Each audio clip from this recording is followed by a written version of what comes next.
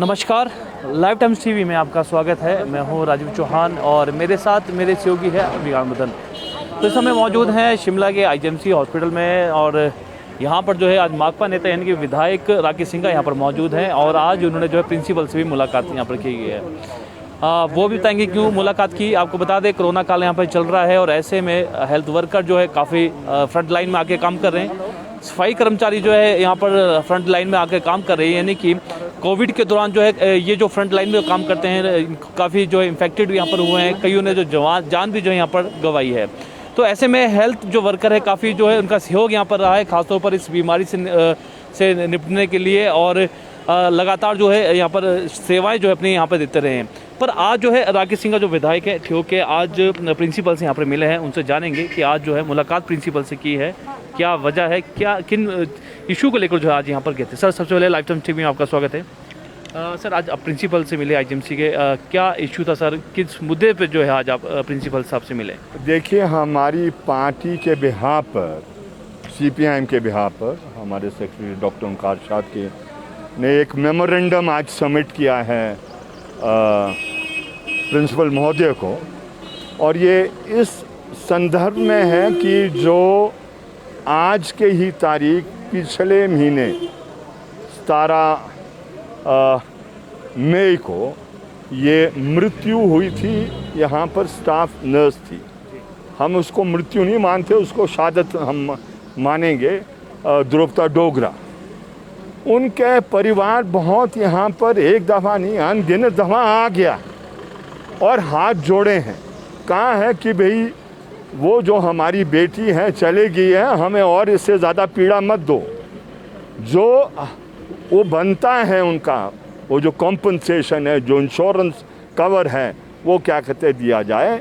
लेकिन दुर्भाग्यपूर्ण अभी तक उस पर ज़्यादा कार्य किया नहीं गया। हमें सूचित किया गया कि पिछले कल एजी ऑफिस को कागज़ भेजे हैं। तो ये जो कैजुअल तरीका है हॉस्पिटल का काम करने का, और ये इस तरीके से सम्मान नहीं दिया जा सकता है जो हमारे कोरोना वॉरियर है, जो लड़ते लड़ते शहीद हो जाते हैं। तो ये जिम्मेवारी इनका प्रबंधन पक्ष का बनता है कि आप कोई किसी की ड्यूटी लगाए, केस को निकाले, वो कोई कार्य नहीं किया गया। जब हमने उनसे जिक्र किया कि वो 2002 में लगी थी वो नौकरी, तो वो ओल्ड पेंशन स्कीम में भी कवर होती है, न्यू पेंशन स्कीम में भी कवर होती है, दोनों में कवर होगी। वो ओल्ड में भी कवर होगी और न्यू में भी कवर होगी। आप रोक नहीं सकते उसको, क्या कहते उसके पेंशन के लिए, बोथ स्कीम्स के अंडर। क्योंकि न्यू पेंशन स्कीम के तहत 2009 में ये नोटिफिकेशन भारत सरकार की निकली थी, काम करते समय किसी की भी मृत्यु हो जाए तो आप ओल्ड पेंशन स्कीम के तहत आप उसका मुआवजा देंगे। तो आप कोई बहाना नहीं कर सकती है सरकार कि जी ये तो क्या कहते हैं ओल्ड में आई है, कॉन्ट्रैक्ट वर्कर है। वैसे तो सुप्रीम कोर्ट ने इस बात को निर्धारित कर दिया। तो ये हालात आप देख रहे हैं सरकार के कि जो मदद परिवार को मिलनी चाहिए, जो हिम्मत के साथ इस कोरोना के अंदर जो अपनी सेवाएं दे रहे हैं और उनकी जान चले जाती है, तो पीछे से जो उनका परिवार है एक तो उदास है, और दूसरी तरफ से अगर ये सहायता नहीं की जाएगी, मदद नहीं की जाएगी, ये दर्शाता है कि किस मानसिकता के साथ ये लड़ाई सरकार लड़ रही है। अगर कोरोना वॉरियर को वो क्या कहते सम्मान नहीं दे सकते हैं, तो आप समझ सकते हैं कि सिर्फ दिखावे के लिए सरकार बात कर रही है। वो बात वो तब माने कि भाई वो इस बात के लिए सीरियस है जब वो नीचे इस तरीके का जो उसके हिस्सा बनता है, जो इंश्योरेंस कवर बनता है, वो मिले। और अभी डॉक्टर तनवर ने बताया कि मिडवाइफ सितंबर के महीने में वो नालदेहरा में उसकी मृत्यु हो गई, सुषमा कुमारी, उसको भी कुछ नहीं मिला। और मैंने आज स्वयं ये सुबह स्कीम देखी, everyone is covered, daily veg covered है इसमें, आशा वर्कर इसमें कवर्ड है, सब कवर्ड है। लेकिन आप किसी को क्या कहते हैं जो मृत्यु हो रही है कि जी हम कर रहे हैं, अभी कागज चल रहे हैं, कब करोगे आप? जो 18 सितंबर को मृत्यु हो गई, आज कितना समय हो गया? Is the government serious? हमें लगता है सरकार सीरियस नहीं है। हमने इनको लिख के दे दिया आज, अगर आप समय के अंदर नहीं देंगे तो फिर तरीका हम जानते हैं कि किस तरीके से करना है। हम जनमत पैदा करेंगे और ऐसा जनमत पैदा करेंगे आपको, जो आपका ये जो कैजुअल बिहेवियर है इसको हमेशा के लिए हम समाप्त कर देंगे। आपकी बहुत गहरी जिम्मेवारी बनती है जो शहीद हो गए हैं इस लड़ाई के अंदर। हाँ सिंघा जी, देखा गया है कि जैसे शहादत आपने उनको हुई है, जो यहाँ पे नर्स थे, जो स्कीम है या जो रिलैक्सेशन देते हैं वो सिर्फ कागजों तक ही सीमित रहती है, और जो अगर ग्राउंड रिपोर्ट की बात करें तो परिवारजन जो पीछे रह जाते हैं उनको वो चीज़ें नहीं मिलती, उनको काफ़ी जो ऑफिसों के चक्कर यहाँ पे लगाने पड़ते हैं। देखिए, आप बिल्कुल सही कह रहे हैं।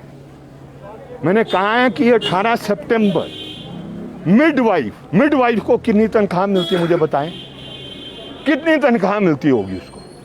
उसका पीछे परिवार नहीं है, उसकी माता जी उससे पहले गुजर गई, वो कोविड थी, कोविड को पेशेंट्स को मदद करते हुए उसकी मृत्यु होगी। 18 सितंबर से आप कुछ कर नहीं पाए। और ये वाला केस तो जो द्रौपदा जी का है ये तो बहुत वायरल हुआ, बहुत इस पर चर्चाएं हुई है ना, किस हालात में मरी वो, मतलब ये समझ ले आप, वो सेवा करते करते कोविड हो गई और क्वारंटीन पीरियड में जब टेस्ट हुई वो तो वो पॉजिटिव निकली। और अगर उसको नहीं हम बचा पाए यहाँ इस हॉस्पिटल के अंदर तो दूसरों को कैसे बचाएंगे हम? और फिर जो मुआवजा देना है, जो इंश्योरेंस कवर होना है, उसमें आप इतने कैजुअल है कि जी वो गलत डेट भर दी थी।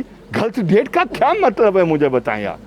कि जिस पीरियड में उसने कोविड सर्विस दी जो 1 हफ्ते की है, वो उसने सर्विस दी है 12 से लेकर 22 तक, ये अप्रैल के महीने, बोला उसमें डेट गलत वो लिख ली, डेट गलत लिख ली तो बड़ी अजीब बात है ना। आप कितने कैजुअल है?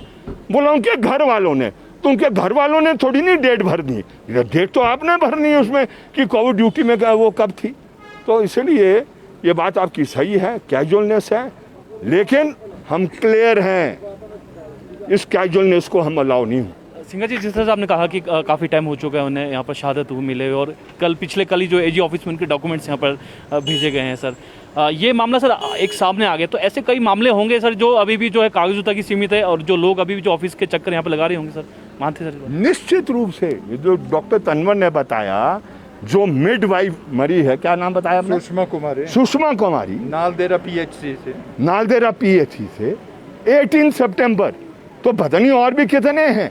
और ये ख्याल करें, ये सिर्फ इसको कवर नहीं करता है, जो एक्सीडेंटल डेथ हो जाएगी कोविड ड्यूटी को जाते समय या आते समय, और आपको पता है पहाड़ में कितना सफ़र करना पड़ता है। उधर वो हमारी आशा वर्कर गिर गई थी कुल्लू के इलाके में, जब वो ड्यूटी पर जा रही थी कहीं वो, और वो उसका पाँव फिसल गया था। तो ये बहुत कठिन परिस्थितियों में हम काम करते हैं, हमारे पास यातायात की कोई सुविधा नहीं होती है पहाड़ के अंदर। और लॉकडाउन के पीरियड में मैंने पहले भी इस बात का जिक्र किया है, हमारी आशा वर्कर घर घर जाती रही, एक एक जो वो पेशेंट्स होम आइसोलेशन में थे उनका टेम्परेचर लेती रही, उनको दवा देती रही, लेकिन हमने किया क्या?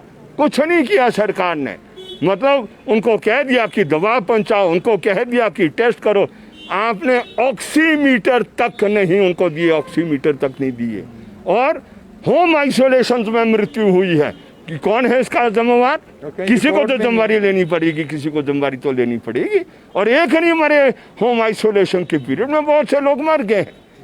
तो ये सरकार को अपना दृष्टिकोण बदलना है, अपना रवैया बदलना है, और जो प्रबंधन पक्ष हॉस्पिटल के हैं उनको भी अपना रवैया बदलना है, तभी हम इस लड़ाई को में सफल हो पाएंगे।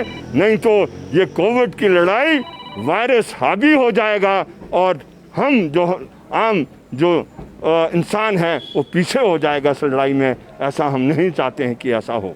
बहुत शुक्रिया सर हमारे से बातचीत करने का। कुलदीप जी, आप कह रहे थे कि कौन सा जो मामला है जो आप बता रहे हैं कि उन्हें भी जो है यहाँ पर इसी तरह के जो धक्के यहाँ पर लगा जा रहे हैं, थोड़ा जानकारी दीजिए। सुषमा कुमारी जो यहाँ पर न्यू शिमला के नीचे नवगांव में रहती थी, वो मिडवाइफ थी नालदेहरा पीएचसी के अंदर।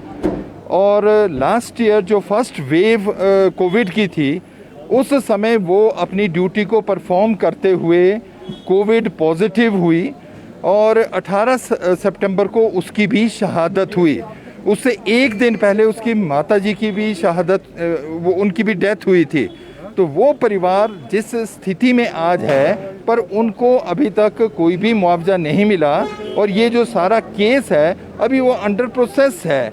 वो CHC से BMO, CMO, DHS वो एक रूटीन लेवल के ऊपर लिया जा रहा है, जबकि जितने लोग आज फर्स्ट वेव से ज़्यादा इस समय सेकंड वेव में जितने health care worker, doctor and nurses का इसमें शहादत हो रही है, उनके एक तरफ से फैटीग्ड हैं, दूसरी तरफ से उनकी डिमोरलाइजेशन है और जो सरकार का रवैया उनकी तरफ होना चाहिए वो इस समय बड़ा पॉजिटिव नहीं दिखता है। और जो डॉक्टर्स और नर्सिंग स्टाफ को इसके अंदर एक क्वारंटाइन का पीरियड मिलता था जब वो इसमें कोविड में ड्यूटी देते थे, उसे भी ख़त्म कर दिया गया है।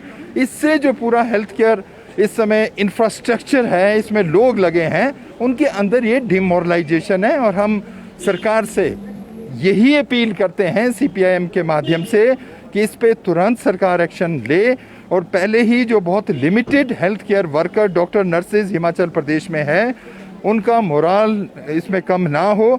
और अगर कोई इस तरह की कोई घटना, दुर्घटना होती है, उनकी शहादत होती है, उसे तुरंत एक इमरजेंसी लेवल के ऊपर डील किया जाए। धन्यवाद। बहुत शुक्रिया सर हमारे से बातचीत करने का। तो ये आपने देखा कि CPM के जो नेता थे यहाँ पर मौजूद थे। ख़ास तौर पर जो पिछले जो महीने की अगर बात करें, जो एक नर्स यहाँ पर कोविड से यहाँ पे इन्फेक्टेड हुई, उस दौरान जो है उनकी जो है शहादत भी हुई, जिस तरह से इनका कहना है।